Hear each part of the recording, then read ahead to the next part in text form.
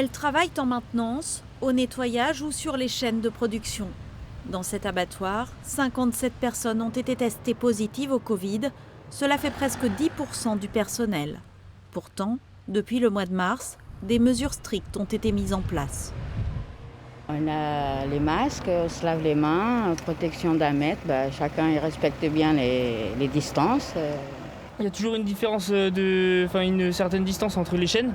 Et si le chef de ligne il voit qu'il y a par exemple des personnels qui sont trop proches, il va aller voir et il va leur dire de se séparer, quoi. Des abattoirs touchés par le Covid, il y en a eu en Mayenne, en Vendée et dans le Maine-et-Loire. Depuis le 9 mai, 44 établissements ont fait l'objet de dépistage, 14 foyers ont été repérés dans les Pays de la Loire et les recherches se poursuivent dans 5 établissements.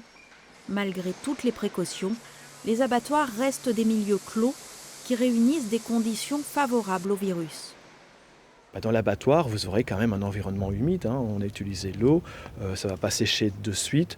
Il fait plus frais, surtout après, en fin de chaîne, quand on doit maintenir les carcasses à une température optimale. Mais il faut savoir qu'en général, pour les virus enveloppés, ce qui nous intéresse ici avec le SARS-CoV-2, ce sont des virus qui apprécient finalement des environnements un petit peu plus frais et l'humidité.